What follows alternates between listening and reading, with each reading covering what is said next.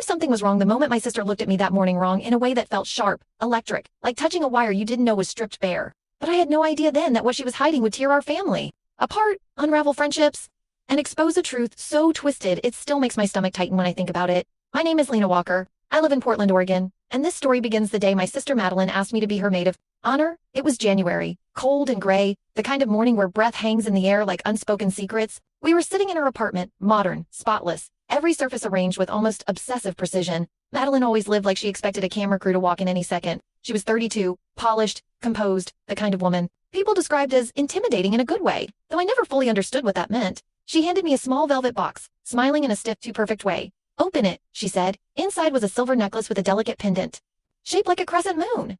Beautiful, expensive, thoughtful. It should have made me cry. Instead, all I felt was confusion crawling up my throat. "Why me?" I asked before I could stop myself. Her smile faltered. "What do you mean? Why you?" she said lightly, but with an undertone I'd learned not to push. "You always said Ava would be your maid of honor." Ava Morales, her best friend since the 6th grade, practically a third sister to us.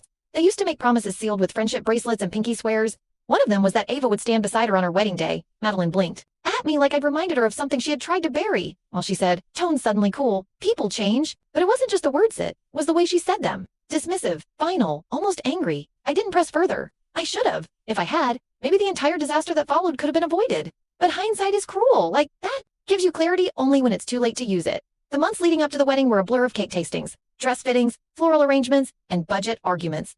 Madeline controlled every detail with an iron grip hidden under a French manicured smile. But one thing never changed. She refused to explain why Ava wasn't involved. People asked how her cousins, bridesmaids, our mother, even the wedding planner.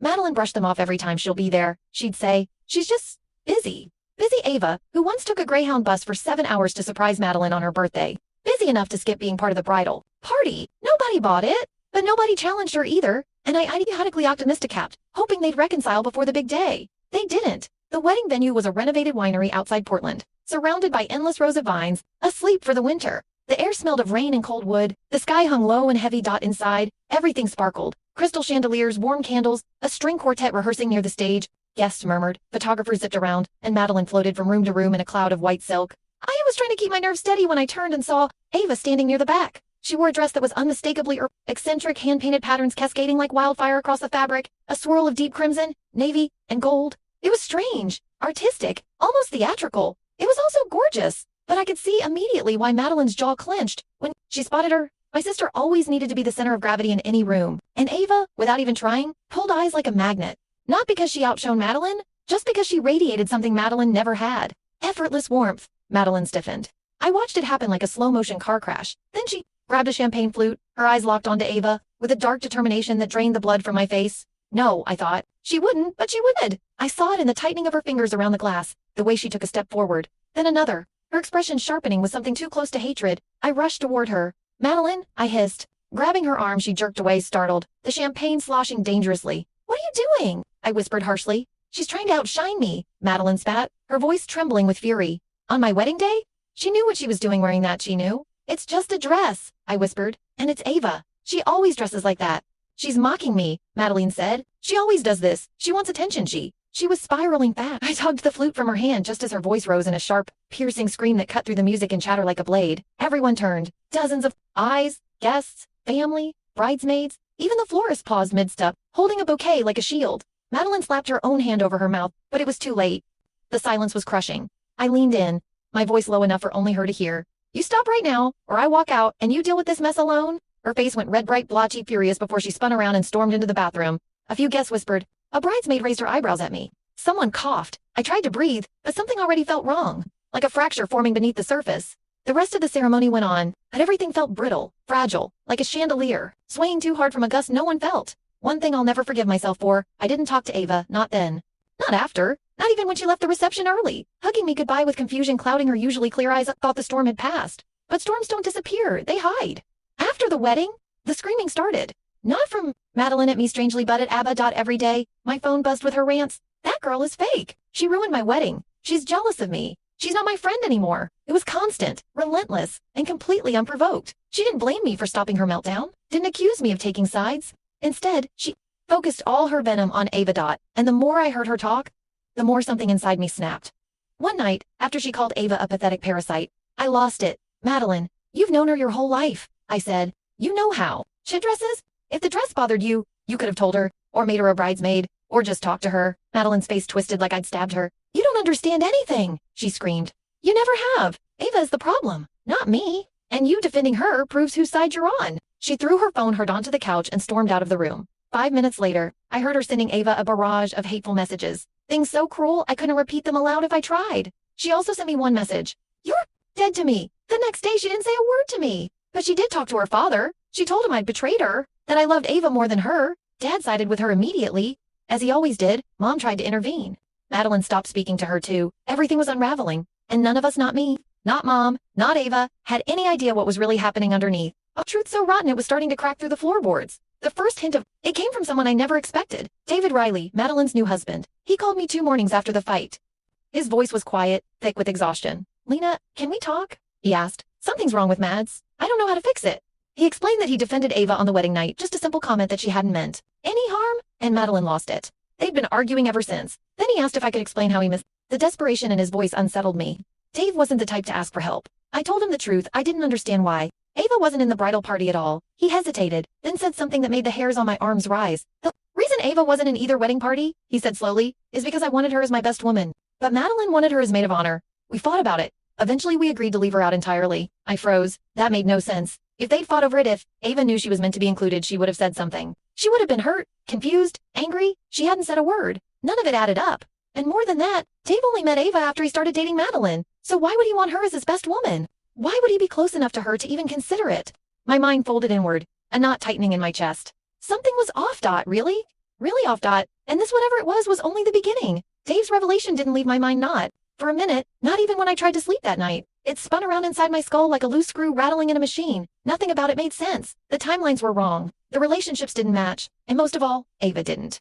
Know a damn thing about being anyone's best woman. The next morning I woke up to my phone vibrating nonstop. A tense knot formed in my stomach before I even checked who was calling. It was Dave when I picked up. His voice was sharp, frantic. Lena, did any of my groomsmen say or do anything inappropriate to you at the wedding? What? No? I said. Immediately they were perfect gentlemen. Why would you think I heard? Shouting in the background, Madeline's voice. Shrilly, hysterical, angry. Because Madeline told me they crossed a line, he said tightly. She said you didn't want to tell me because you were embarrassed. What? My mind reeled. Dave, that didn't happen. None of them even spoke to me beyond small talk. A heavy exhale crackled through the phone. Then he asked the question that made my blood run cold. Did Ava know she was supposed to be my best woman? Did Madeline tell her? I pressed my palm to my forehead.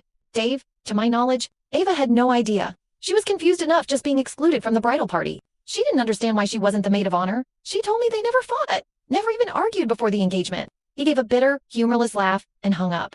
For a long moment, I sat there stunned, clutching the phone like it could give me answers. Then another vibration startled me, this time a text. It was Ava. Ava, do you know anything about me being someone's best woman? Mads is losing it. My heart stuttered. Ava never messaged me in that tone. She sounded stressed, blindsided, frightened even. Before I could reply, another message popped up, this one from one of the bridesmaids. Hannah, if Dave calls you, don't answer. Madeline said he's unstable right now. Unstable? Dave? I'd known him for 2 years. I'd never once seen him raise his voice, much less act unstable. The only unstable person in this situation was my sister. I typed back, me. Why? What's going on? But Hannah didn't respond. Instead, I heard yelling furious yelling coming from downstairs. My mother shouting, then my father, then Madeline. Again, something had exploded. By the time I reached the kitchen, the air was thick with tension. Mom's face was red, eyes glossy with tears. Dad looked stunned, like he'd been hit with a brick. And Madeline, my sister, stood in the center of the chaos like a storm wearing human skin. What the hell is happening? I whispered, afraid of the answer. My mom looked at me with an expression I had never seen before, an odd mix of heartbreak and disgust. Your sister, she said, voice trembling, has been lying to all of us. Madeline's head snapped toward her. Stop exaggerating, but Mom cut her off. You lied to Dave. You lied to us. You lied to Eva. You lied to every single person involved with your wedding. My stomach twisted. Dad rubbed his temples, as if each word physically hurt him. She made up stories about Ava, about the groomsmen, about why she couldn't be in the bridal party, about everything. Madeline threw up her hands. I didn't lie, just managed things. Managed, Mom shouted. You manipulated. You controlled. You deceived. I felt the room tilt. What exactly did she lie about? I asked quietly. Dad answered. His voice was low, shaky. Everything that happened between Dave and Ava. Everything we thought we knew about Dave's past. Everything Ava supposedly did. And why she wasn't in the wedding. My heart hammered painfully. Start from the beginning, I said. And he did. Piece by horrifying piece. The truth was uglier than anything I could have imagined. Dave had a past. A dark one. He'd been in jail for a short period 8 years ago. Related to drug possession and theft desperate actions from someone spiraling during an addiction? After Rahab, he had nothing and no one, except Ava. She was the one who helped him get back on his feet. She lent him money, helped him find a place to stay, checked on him when nobody else would. She supported him when the rest of the world turned away. He met Madeline because Ava introduced them. Not the dating app story Madeline had told us. Madeline, apparently, had been ashamed of Dave's past from the very beginning. She didn't want her friends or family to know she was dating someone who had struggled with addiction or been arrested, so she lied, and Dave still healed him. Still vulnerable, went along with it because he loved her. But the lies didn't stop. There, when Dave slowly grew more comfortable and wanted to be honest with us, Madeline panicked. Instead of coming clean, she did something so cruel I felt sick even hearing it. She forged a letter supposedly written by her family, a letter thanking Dave for his honesty, saying we accepted him, saying we welcomed him, a letter we never wrote. Dave had treasured that letter. He kept it folded in his wallet, read it whenever he had doubts, believed it was proof that he belonged. Finding out it was fake shattered him. But that wasn't the worst part, because everything spiraled when the wedding planning started. Dave wanted Ava to be his best woman. She'd been his lifeline. She deserved to stand by him. Madeline didn't want that, not because she disliked Ava, but because Ava knew the truth. If she were part of the bridal party, the secrets could spill, and Madeline was willing to scorch the earth to prevent that. So she came up with a plan that made me feel cold inside. She told Dave that she wanted Ava as her maid of honor, so they both should drop her to avoid conflict. Then she told Ava nothing. She told the bridesmaids lies about Ava partying too hard, causing scenes, dating the groomsmen, being jealous, being unstable. She painted her best friend of 20-something years as a walking disaster. She told Dave's support group friends to avoid mentioning addiction. Said it was sensitive for certain family members. She manipulated everyone. She isolated Ava, controlled. Dave deceived our entire family. And when the wedding came, everything was designed to keep Ava far away from anyone who knew the truth. The dress meltdown, the screaming, the champagne sabotage. All of it was a manifestation of her fear. Her cracks were beginning to show, but none of us could see the full picture yet. Not until everything collapsed. When Dave figured out that her stories didn't match, that the groomsmen didn't remember insulting anyone, that Ava didn't know, she'd been removed from the bridal party, he confronted her, and she confessed everything. Then he left. He texted all of us telling the truth about his past, apologizing for the shock, but stating clearly he couldn't stay married to someone who had deceived him so deeply. Madeline's world imploded. She came to our parents' house shaking, sobbing uncontrollably, begging us to believe she did it for the right reasons. But there is no right reason to manipulate the people you claim to love. She paced the kitchen now, hair wild, mascara smeared, breath coming in sharp gulps. What was I supposed to do? She cried. Tell everyone I married an addict. Someone who went to jail. People judge, Mom. They judge. They would have thought less of me. Of us. Mom slammed her hand on the counter. You let that man believe we loved him. You let him believe he was accepted. He treasured that letter. Madeline. That fake letter you wrote? It kept him calm. She screamed back. It made him feel safe. That wasn't safety, Mom said. That was control. Madeline broke into tears again, sliding down the cabinets to the floor. I watched her cry, watched her collapse into herself, watched the carefully curated image shatter, and all I felt was nothing, just a numb, hollow ache. How could you do this to Ava? I asked quietly. She looked up at me with raw, broken eyes, because she knew the real story, because she could ruin everything, because she knew him first, and I hated that. The confession hit me like a slap. Jealousy, shame, fear, control, a toxic cocktail that had driven her to burn every bridge she'd ever built. Mom knelt beside her, voice cold. You need help, Madeline, professional help. Madeline shook her head. Violently, I don't need a therapist. You need my husband back. Dad spoke for the first time in minutes. His voice was low, deadly, calm. You need both. And for the first time in my life, Madeline didn't argue. She just cried, helpless, broken, lost. But even as her sobs echoed through the room, I couldn't shake the uneasy feeling crawling down my spine. This wasn't the end. The darkest parts of the story were still buried, and what was coming next would tear her world apart even further. I thought the worst was behind us. After the confession, the screaming, and the unraveling, I imagined that the truth finally exposed would be the end of the nightmare. I was wrong. Sometimes truth isn't a cure. Sometimes truth is just the start of a different kind of collapse. For the next 24 hours, the house felt like a battlefield after the smoke clears. Debris everywhere. Silence heavy. Everyone too exhausted to speak but too unsettled to rest. Madeline didn't leave her old bedroom. She lay there curled like a wounded animal, whispering fragments of explanations to no one.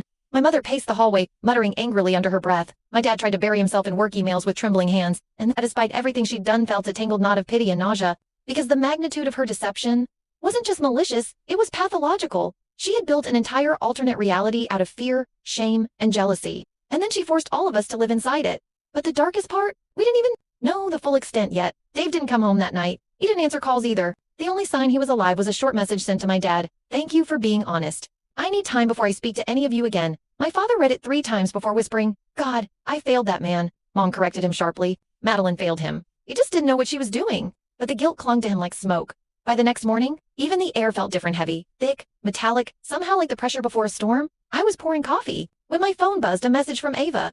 Ava, I talked to Dave. He's devastated, and he doesn't know what to do next. I froze. She had spoken to him. I typed back quickly. Me. Are they staying together? A pause. 3 dots. Then, Ava. He says he doesn't know who she is anymore. My stomach twisted, but what came next was even worse. Ava. He also asked about you. Me. Me. Why? Ava. Because Madeline lied about you too. I stared at the message until the letters blurred. My fingers moved before I could think. Me. What did she say?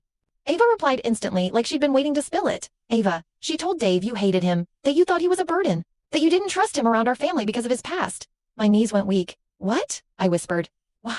Would she say that about me? Ava sent another message. Ava. Because if you and Dave trusted each other, the truth would have come out sooner. I sat down hard, heart pounding. Madeline had painted me as someone who despised him. She had poisoned every relationship she couldn't control. A single realization stabbed through me. She hadn't been spiraling. She had been strategizing. I marched upstairs, anger finally overpowering the numbness. Madeline was sitting on the floor against the wall, knees pulled to her chest, staring at the wedding photos scattered around her like broken glass pictures she had torn out of albums, some slashed in half. Why did you lie about me? I demanded. She didn't look up. Everyone lies. My hands clenched. Not like you. Not to this extent. You told Dave I hated him. She finally met my gaze. Her eyes were bloodshot, pupils too wide. I had to make sure no one found out. Found out what? My voice cracked. About his past? About the letter? About the wedding party? No, she whispered. About me.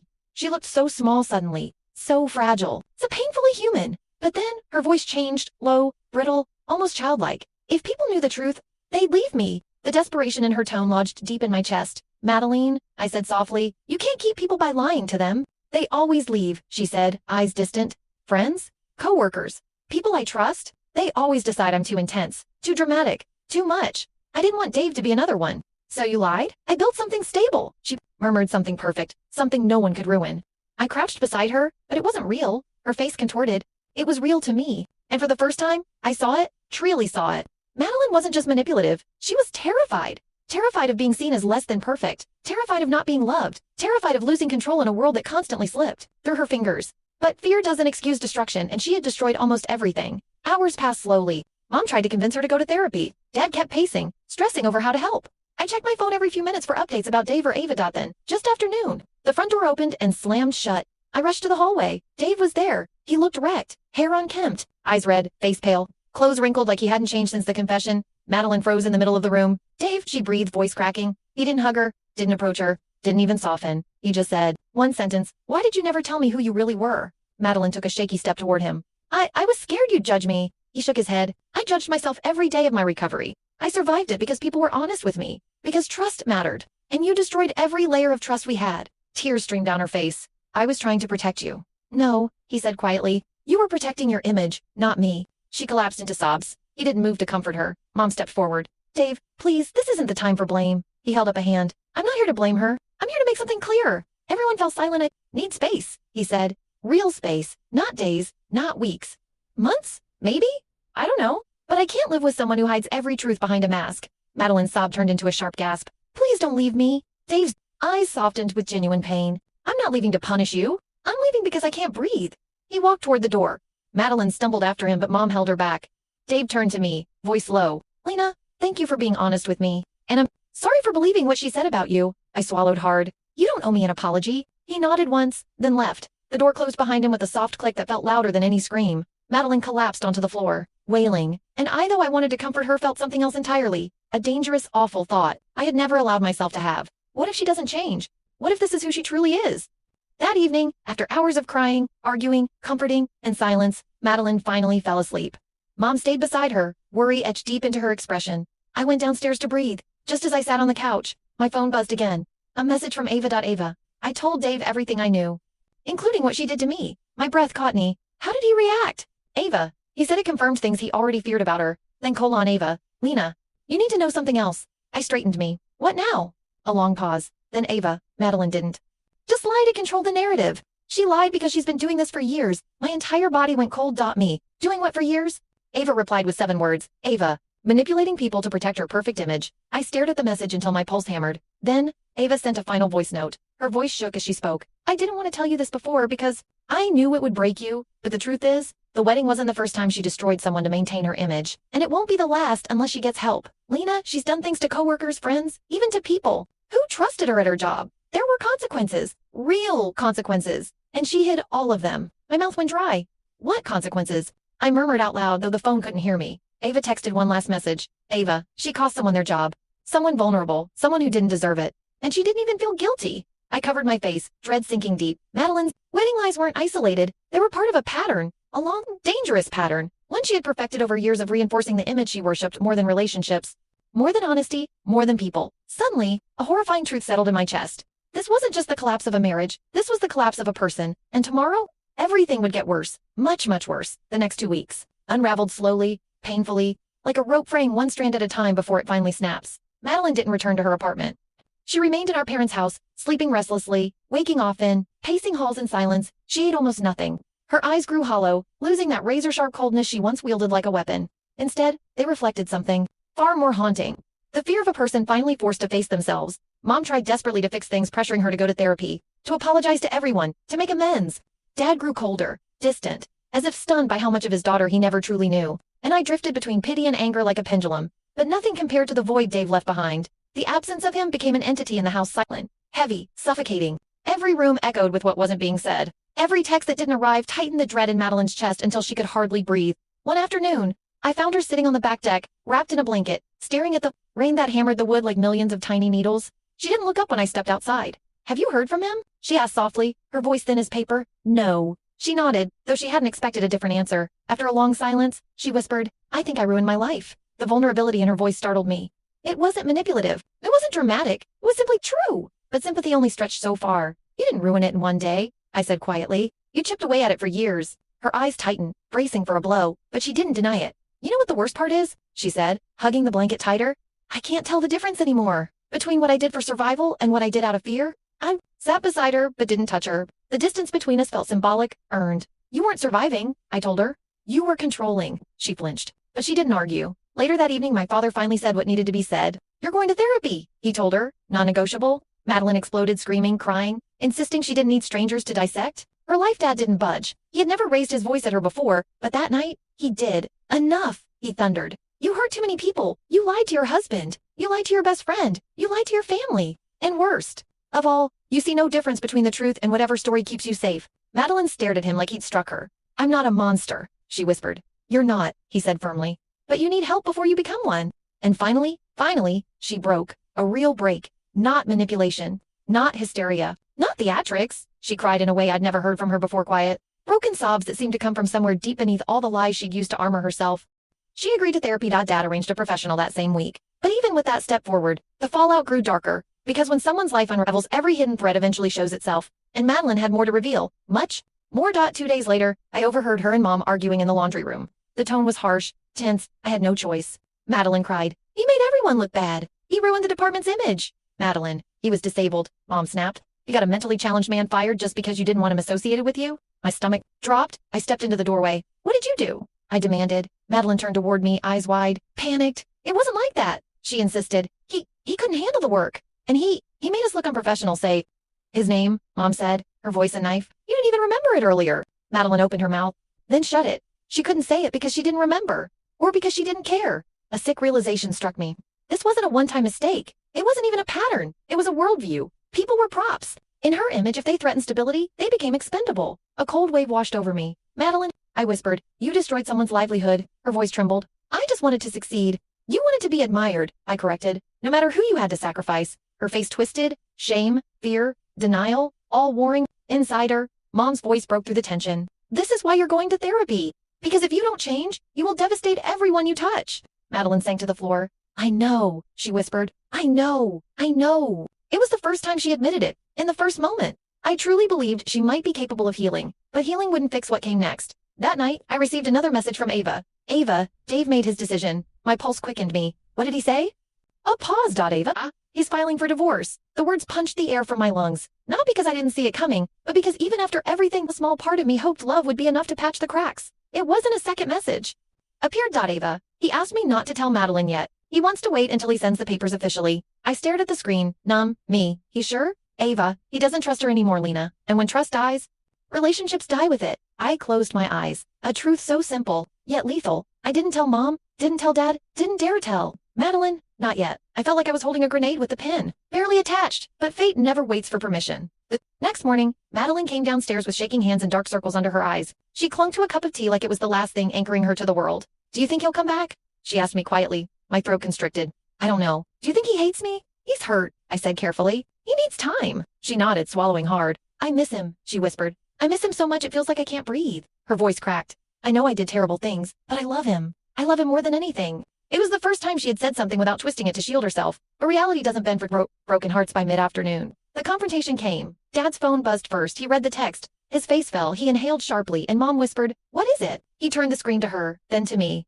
Divorce, notice, digital, official, final. My mother covered her mouth, tears filling her eyes. Madeline walked in at that exact moment, rubbing her temples. What's happening? She asked, voice thin. None. Bubba spoke at first. Dad finally handed her the phone. She read the screen, dot once, dot twice, dot three. Times her breath hitched. Then it shattered. No, she gasped.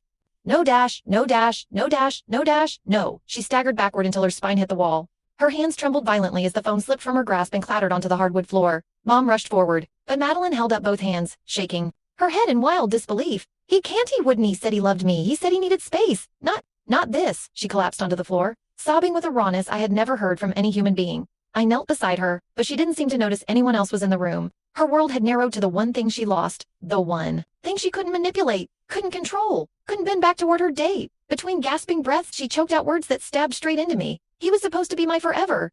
I did everything so no one would take him away. I swallowed hard. But you did take him away. You took him from yourself. She shook her head violently, tears streaming down her face. I was trying to be perfect for him, perfect for everyone. Why isn't that enough? Why isn't trying enough? I hesitated. Then I told her the truth she needed, even if it broke her. Because love needs honesty, I whispered. Not perfection. She sobbed harder. Mom wrapped her arms around her, whispering soothing words that fell apart under the weight of reality. Dad stepped away, his eyes closed as if unable to withstand the devastation in front of him. I felt frozen. Watching my sister implode wasn't satisfying. It wasn't justice. It wasn't even vindication. It was tragic, because there was a difference between evil and broken, and Madeline was broken in ways none of us ever noticed. Hours passed. She cried until her body physically couldn't anymore. Exhaustion dragged her into sleep, curled on the couch like a defeated child. Mom sat beside her, stroking her hair, grief shadowing her face. I stepped outside for air. The evening was sharp with cold, but it grounded me. Moments later, my phone buzzed again. A message from Dave. Dave, please tell her I'll speak to her eventually. But I can't see her for a long time. Not until I'm healed, I typed back. Me, she's devastated. She still loves you, he responded. Dave, I know. That's what makes this hurt even more than Cal and Dave. I wanted to be accepted for who I was. Instead, I was turned into a lie. A lump formed in my throat. Me. We accept you. Truly. I'm sorry she made you think otherwise. Dave, thank you. Really? But right now, I need distance from all of it. From everyone tied to the lies. Even you. I hope you understand. The message stung. But I understood completely. The past weeks had buried him. Under betrayal. He deserved space. He deserved peace. He deserved better than what he received. I sent him one final message. Me, I wish you healing.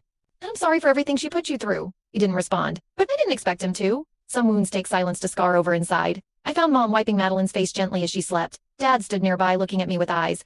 Dad silently asked, how do we fix this?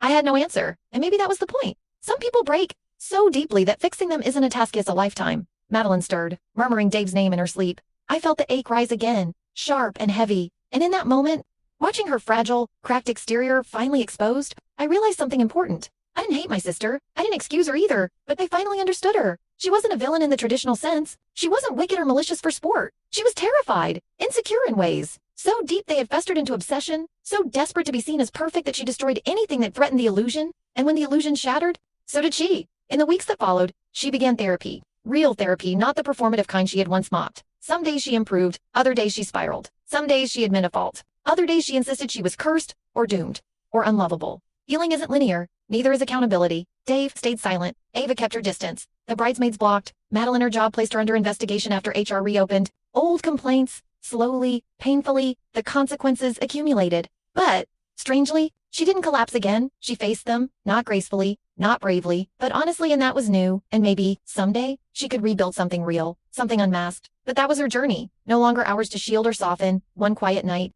Weeks later, she joined me on the porch. She sat beside me without a word, wrapped in an oversized sweater, hair messy, eyes tired but clearer than before. Do you think I'm a bad person? She asked softly. I looked at her, the flawed, frightened, broken human being beside me. No, I said gently. I think you're someone who let your fear destroy everything you loved. She exhaled shakily. Can I ever fix it? You can try. She nodded, tears rising in her eyes again. A different kind of tears this time. Not denial, not manipulation, not desperation. Humility, and maybe, just maybe, hope. I'm going to get better, she whispered. I don't want to be this version of myself anymore. I believed her. For the first time, I truly believed her. But some things would never return. Her marriage, her reputation, her friendships, her perfect image. The truth had burned them down, but sometimes destruction clears space for something new to grow, something honest, something real, something human. And maybe that was the true ending. Not redemption, not punishment, but the fragile beginning of a person learning how to rebuild her, at least without manipulation. Her self-doubt at last.